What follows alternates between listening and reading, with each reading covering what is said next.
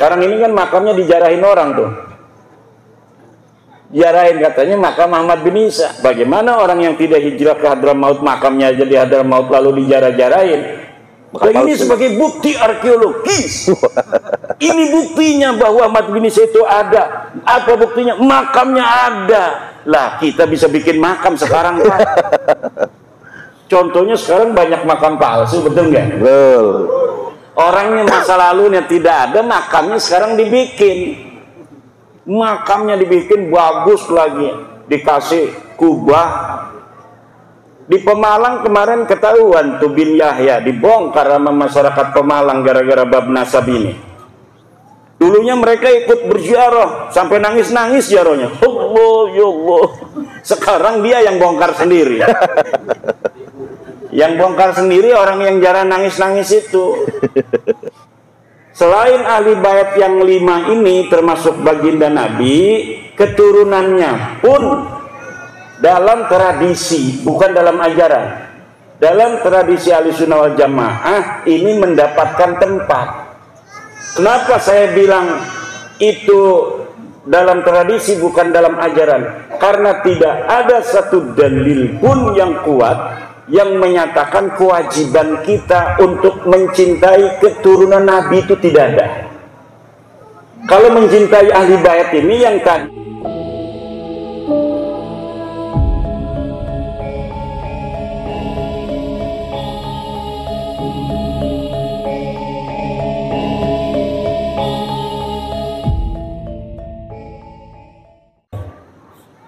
selain Nabi Muhammad, manusia yang wajib kita cintai adalah ahli baitnya Nabi Muhammad.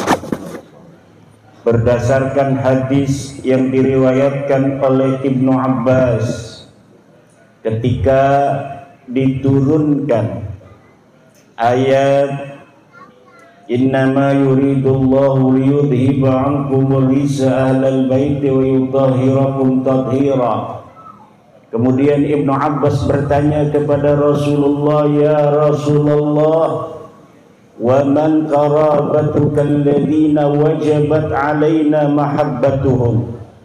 Siapa kerabatmu yang wajib bagi kami untuk mencintainya? Ketika turun ayat qul la as'alukum alaihi ajra illal mawaddata fil qurba. Ibnu Abbas bertanya siapa yang dimaksud kurba. Wa man qarabatuka alladhina wajabat alaina mahabbatuhum, kata Rasulullah Aliyun wa Fatimatu wa waladahuma. Ali, Fatimah dan 2 anaknya. Itulah yang wajib untuk dicintai, itulah yang dimaksud kurba di dalam ayat qul la as'alukum alaihi ajra illal mawaddata fil qurba. Zaman ayeuna ada orang-orang yang mengambil kurba, merampok makna kurba untuk diri mereka yang ada sekarang. Katanya wajib menghormati habaib berdasarkan ayat qul la as'alukum alaihi ajra illal mawaddata fil qurba. Di mana istidlalna eta jelma? Dari mana orang yang beristidlal dengan ayat qul la as'alukum alaihi ajra illal mawaddata fil qurba, kemudian al-qurbanya dibelokkan kepada habaib? Emang habaibnya siapa? Turunan Nabi katanya. Kata siapa? Turunan Nabi itu harus bisa diverifikasi berdasarkan 1 kitab nasab, 2 kitab sejarah, 3 tes DNA. Kitab nasab putus, Tidak ada satupun kitab nasab yang mencatat Habaib ini sebagai keturunan Nabi sampai mereka mengaku di abad 9. Tidak ada. Kitab sejarah tidak ada susunan nama-nama dari leluhur mereka para Habaib ini yang dicatat dalam sejarah. Mereka bikin sendiri sejarah-sejarah mereka. Katanya seorang imam, seorang mujtahid mutlak, seorang waliullah. Tapi ketika diteliti di dalam kitab-kitab yang ada pada zamannya masing-masing, tidak ada. Secara tes DNA melenceng kemana-mana. Tes DNA-nya keluarga Nabi yang ada sekarang keturunan G1, dia tes DNA-nya G, golep, gatel. Lalu mereka mengaku turunan Nabi berdasarkan apa? Orang mengaku ya boleh-boleh saja, tapi pengakuan itu harus ilmiah. Ilmiah dalam filsafat itu mempunyai syarat. Pertama, dia harus logis, verifikatif, pragmatif. Ini nasabnya para habaib tidak logis. Kenapa tidak logis? Karena dia mengaku di abad ke-9 tentang orang-orang yang ada di abad ke-4 Hijriah, sementara di abad 4 Hijriahnya sudah ditulis nama-nama keluarga Nabi, nama-nama keturunannya.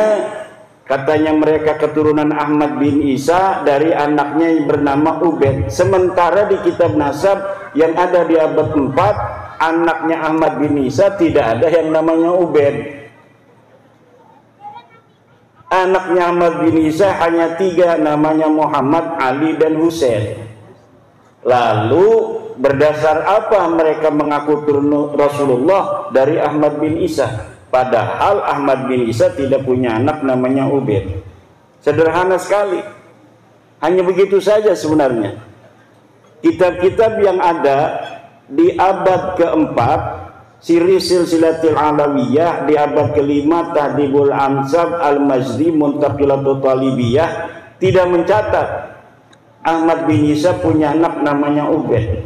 Di abad ke-6 seorang ulama ahli sunnah wal jamaah madzhab Syafi'i, pengarang tafsir Mafatihul Ghaib, namanya Imam Al-Fakhrur Razi, di dalam kitab nasabnya yang bernama Asy-Syajaratul Mubarakah menyatakan anaknya Ahmad bin Isa hanya 3. Pertama Muhammad, Ali, dan Husain. Tidak ada yang bernama Ahmad. Begitu pula kitab-kitab nasab yang ada di abad ke-7, Al-Fakhri, Al-Asili. Di abad ke-8 ada kitab As-Sabatul Musan. Ini semuanya kitab nasab. Yang saya sebutkan ini kitab nasab. Di abad ke-9 ada Umdatul Talib Al-Kubra, Umdatul Talib Al-Wusta, Umdatul Talib Al-Sugra. Semuanya tidak mencatat Ahmad bin Isa punya anak bernama Ubaid, Ubaidillah, atau Abdullah. Baru di abad 9 ini para Habib Ba'lawi nulis kitab namanya Al-Burqatul Musyiqah. Kitabnya bukan kitab nasab, kitab tasawuf, kitab kuropat-kuropat, cerita-cerita keramat yang tidak terverifikasi. Itu namanya Kiai Wahono, itu khurafat. Kalau misalnya karamat para wali itu benar, itu namanya karamah. Ditulis oleh orang yang melihat tentang keramatnya seorang kiai, seorang wali, itu namanya keramat. Tapi kalau cerita-cerita palsu, cerita-cerita fiktif akan seseorang kemudian dicatat di dalam satu kitab sementara tidak terjadi pada masanya, itu namanya khurafat, cerita-cerita palsu. Hanya untuk mengangkat performa kesejarahan orang yang dimaksud saja. Sebenarnya orang itu tidak seperti itu, pada masanya nggak dikenal. Seperti katanya Mi'raj 70 kali sehari. Kakeknya Ba'lawi ini Faqih Muqaddam Mi'raj 70 kali sehari. Itu tidak rasional, yang pertama. Yang kedua, pada masanya hidupnya Faqih Muqaddam ini, dia hidup di abad ke-7 Hijriah, 653 Hijriah dia wafat. Tidak ada satu kitab pun yang mencatat tentang sosok bernama Faqih Muqaddam ini. Teaya jelmana. Tidak dicatat sebagai ulama, tidak dicatat sebagai wali, tidak dicatat sebagai lurah. RT aja, nggak ada itu tulisannya Faqih Muqaddam jadi RT pada masanya. Kitab-kitab sejarah banyak sekali yang ada di abad ke-7 itu. Kitab-kitab sejarah itu sudah banyak di Yaman itu. Tapi sama sekali ketika orang-orang Tarim pun disebutkan, itu kiai-kiai di Tarim disebutin namanya si A, si B, si C pada masa itu. Tapi ini sosok Faqih Muqaddam ia untuk disebutkan. Ini adalah sebuah tanda bahwa memang sosok ini tidak ada. Minimal ada tapi dia bukan siapa-siapa. Lalu bagaimana setelah beberapa ratus tahun di abad 9, 895 Hijriah, dia ditulis begitu besar, melebihi Syekh Abdul Qadir Al-Jailani. Syekh Abdul Qadir Al-Jailani ini hidup di abad ke-5 ke-6. Itu pada masanya dicatat semua oleh para ulama. Ibnul Jauzi yang satu masa dengan Syekh Abdul Qadir Jailani, ulama yang menulis kitab, yang mencatat di Baghdad ada seorang ulama besar yang kalau ngaji ribuan jumlahnya, yang keramatnya itu zahir namanya Syekh Abdul Qadir Al-Jailani. Ini contoh orang asli, keramatnya asli. Jadi kalau ditelusuri di dalam kitab-kitab yang ada pada masanya, dia itu terverifikasi. Kalaulah keluarga Ba'lawi ini benar seperti yang mereka sebutkan dalam ceramah-ceramah itu, bisa nurunin rantai dari emas. Emas dari langit. Iya, emas dari langit. Bisa nurunin rantai dari emas dari atas langit gitu. Ini pasti kan sesuatu yang sangat luar biasa. Tentunya kalau misalnya terjadi, tidak hanya dilihat oleh anak cucunya yang menulis itu dong. Karena kan dari langit di atas banyak yang lihat. Harusnya banyak yang lihat juga dong ulama-ulama di Tarim itu. Sedangkan di Tarim banyak sekali ulama-ulama dari keluarga Bafadal, dari keluarga Al-Khatib, dari keluarga-keluarga lainnya. Kenapa yang lainnya itu menulis kitab tapi tidak mendeteksi adanya rantai turun dari langit yang terbuat dari emas? Itu tidak ada lagi jawabannya kecuali memang berita itu palsu. Itu namanya khurafat. Itu dari ilmu sejarah tidak terverifikasi, ilmu nasab tidak terverifikasi, ilmu filsafat tidak terverifikasi, karena filsafat harus logis tadi kan, harus logis, verifikatif. Itu dalam teori ilmiah itu logis, verifikatif, masuk akal. Kalau tidak masuk akal sebuah sejarah itu tidak ilmiah namanya. Kalau tidak ilmiah itu namanya apa? Cerita saja. Al-khabar, information. Information itu al-khabar mahtamala sidqa wal kadhiba. Sesuatu yang mungkin saja benar, mungkin saja salah. Bagaimana kita untuk mengetahui dia salah dan benar? Ya tidak ada lagi kecuali diverifikasi. Teu aya cenah eta syarat-syarat kitab-kitab eta, pokoknya geus sura istifadah geus bae. Lamun wis sura istifadah ya wis sah. Sekarang kan sudah sura istifadah. Sura istifadah itu artinya populer. Sampun viral. Wis viral para habibiki turunan nabi kan. Itu sudah katanya, kata Hanif Alatas. Kalau sudah surah istifadah, ya sudah katanya. Harus diterima sebagai turun Nabi. Tidak bisa, bos. Pembodohan. Tidak bisa. Surah istifadah itu dalam ilmu nasab itu ada definisinya, ada syarat-syaratnya. Kata Ibnu Hajar Al-Asqalani mengatakan, innan nasaba mimma yasbutu bil istifadati illa ayyasbuta ma yukhalifu. Nasab itu memang termasuk sesuatu yang bisa untuk ditetapkan dengan popularitas. Cukup populer saja bahwa Kiai Suparman anaknya Kiai Ahmad. Udah didengar di tengah masyarakat begitu, ya sudah. Gak usah diteliti-teliti siapa dukun yang menyaksikan lahirnya Kiai Suparman dari istrinya Kiai Ahmad. Gak usah begitu.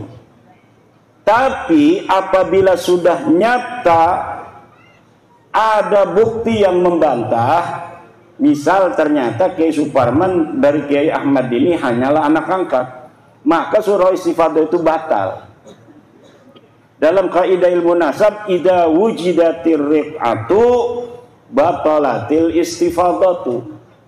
Apabila kitab sudah ditemukan, maka istifadah itu batal. Nah, sekarang kitabnya sudah ditemukan, As-Sajarah Al-Mubarakah. Anaknya hanya 3, Ahmad bin Isa, Muhammad, Ali, dan Husain.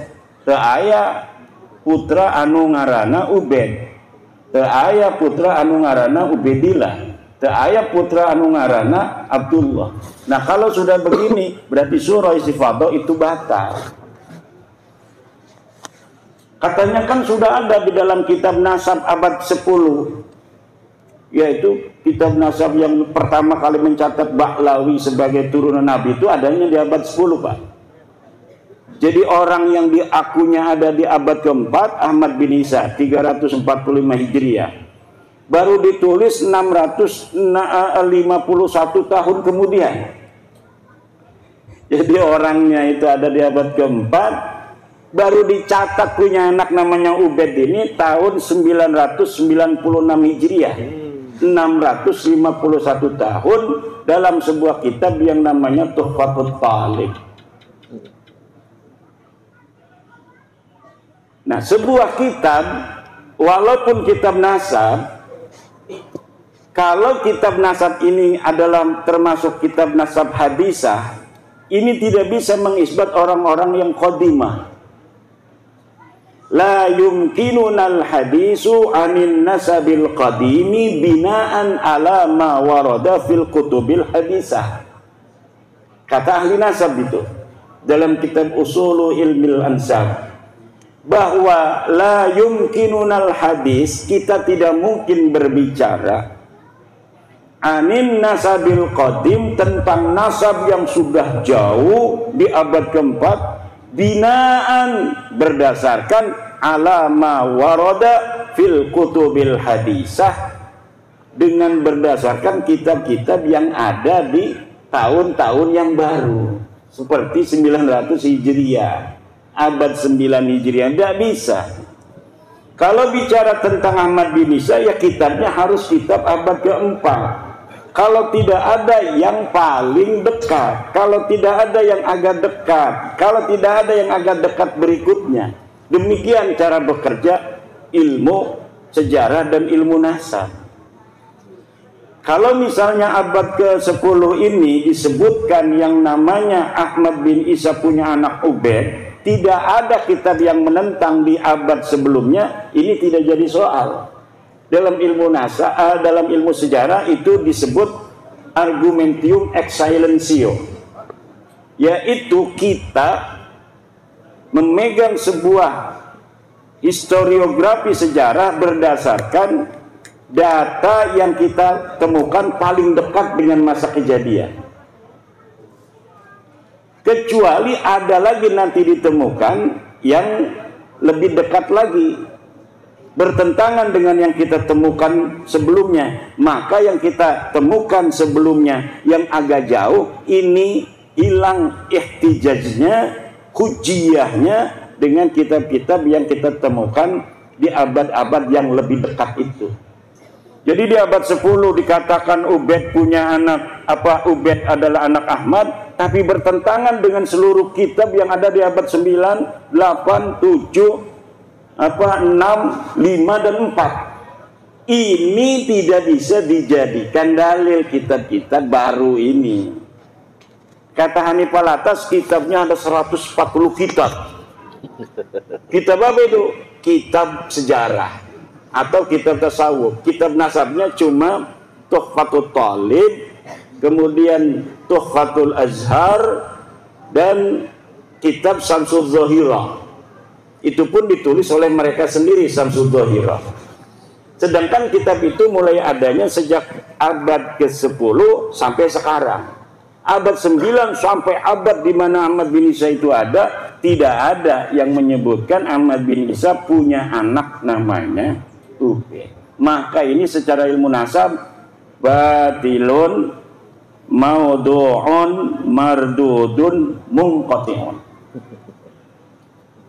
Secara ilmu DNA orang seluruh Indonesia, seluruh dunia ini Pak, sejak 2010 sudah diambil sampelnya oleh sebuah badan dari dunia yang ingin mengetahui ikatan hubungan antara satu suku dengan suku lainnya.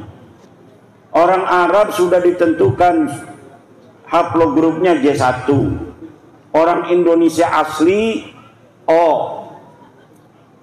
Nah, sedangkan Ba'lawi ini ngaku turunan Nabi, ketika dites DNA ternyata DNA-nya bukan J1 tapi G.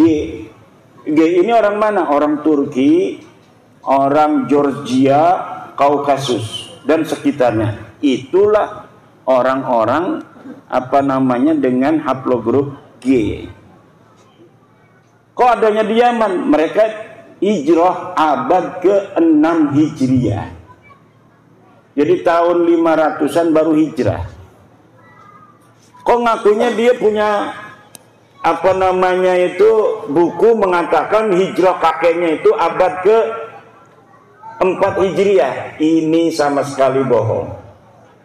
Dia mengatakan bahwa Ahmad bin Isa hijrah dari Basrah ke Hadramaut. Tidak ada. Ahmad bin Isa itu orang Madinah dan dia tetap ada di Madinah. Dia tidak pernah hijrah ke Basrah. Yang hijrah ke Basrah itu Ahmad bin Isa bin Zaid. Makamnya ada di Basrah sekarang, di Najaf. Ahmad bin Isa bin Zaid.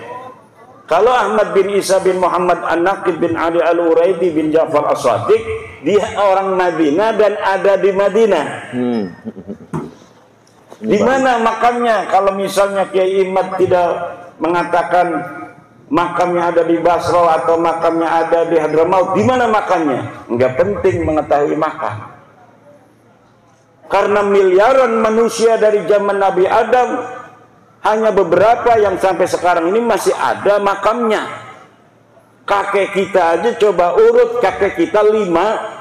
Apakah seluruh kakek kita 5 itu makamnya masih terdeteksi ataukah tidak? Mungkin hanya sedikit orang yang bisa mendeteksi 5 leluhurnya makamnya masih utuh. Kecuali mungkin dia orang besar, kecuali mungkin dia ulama besar, makamnya dijarahin orang. Tapi apa iya 5-5-nya itu akan jadi orang besar semua? Biasanya ada aja yang nakal. Atau jadi orang biasa-biasa saja dan makamnya kemudian dilupakan. Jadi tidak penting ketika kita sudah mengetahui bahwa Ahmad bin Isa itu tidak hijrah ke Hadramaut, lalu katanya kalau makamnya itu bukan di Hadramaut, makamnya ada di mana? Sekarang ini kan makamnya dijarahin orang tuh. Jarahin katanya makam Ahmad bin Isa. Bagaimana orang yang tidak hijrah ke Hadramaut makamnya aja di Hadramaut lalu dijarah-jarahin? Ini sebagai bukti arkeologis. Ini buktinya bahwa Ahmad bin Isa itu ada. Apa buktinya? Makamnya ada. Lah kita bisa bikin makam sekarang Pak. Contohnya sekarang banyak makam palsu, betul nggak? Betul. Orangnya masa lalunya tidak ada, makamnya sekarang dibikin. Makamnya dibikin bagus lagi, dikasih kubah Di Pemalang kemarin ketahuan tuh bin Yahya dibongkar sama masyarakat Pemalang gara-gara bab nasab ini. Dulunya mereka ikut berziarah sampai nangis-nangis ziarahnya. Allah ya Allah. Sekarang dia yang bongkar sendiri. Yang bongkar sendiri orang yang jarang nangis-nangis itu. Nah ini yang terjadi sebenarnya seperti ini.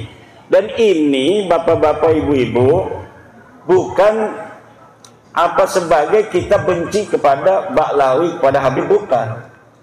Tapi kita ingin mengatakan bahwa kalau kita umat Islam ini cinta pada Rasul dan wajib menjaga keturunan Rasulullah.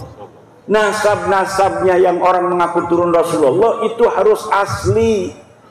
Kenapa? Ada kaitan antara pengakuan orang yang mengaku keturunan Nabi dengan masalah-masalah teologi. Kan kita ahli sunnah wal jamaah.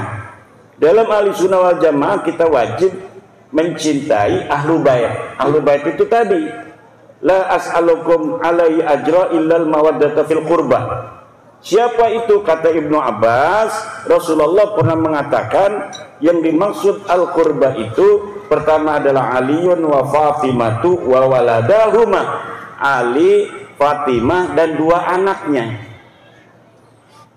Selain ahli bait yang 5 ini termasuk baginda Nabi, keturunannya pun dalam tradisi, bukan dalam ajaran, dalam tradisi ahli sunnah wal jamaah ini mendapatkan tempat. Kenapa saya bilang itu dalam tradisi bukan dalam ajaran? Karena tidak ada satu dalil pun yang kuat yang menyatakan kewajiban kita untuk mencintai keturunan Nabi itu tidak ada. Kalau mencintai ahli bait ini yang tadi itu Fatimah, Ali, siapa, Hasan, Husain, itu ada dalilnya tadi. Pertanyaan dari Ibnu Abbas, wa man qarabatukal ladzina wajabat alaina mahabbatuhum. Siapa kerabatmu ya Rasulullah yang wajib kami cintai? Kan wajib tuh. Itu dilalatan sorihatan, wajib mencintai mereka. Siapa? Dijawab oleh Nabi, Aliun wa Fatimatu wa waladahuma. Ali, Fatimah dan dua anaknya. Kalau keturunannya tidak ada dalil yang sorih yang menyatakan bahwa kita wajib sebagai umat Islam untuk mencintai turunan Nabi, tidak ada. Tapi walaupun tidak ada, di dalam tradisi kita memiliki perhatian khusus, kecenderungan khusus untuk mencintai keturunan Nabi. Akhirnya kecenderungan mencintai keturunan Nabi ini dimanfaatkan oleh orang-orang yang mengaku keturunan Nabi. Ki Ageng didatangi ke orang kaya, dia didatangin Habib. Ya, ini duriat Nabi. Minta motor Hercules. Motor apa tuh? Harley. Harley, bukan Hercules. Minta motor Harley. Wah, ini turunan Nabi ini, kita kasih aja sama dengan ngasih Nabi. Kan ada yang begitu. Minta Alphard ya betul. Minta Alphard di Lampung. Yang satu mobil apa tuh? Selain Alphard, HS. Wah, HS sama Alphard kan harganya 1 miliar.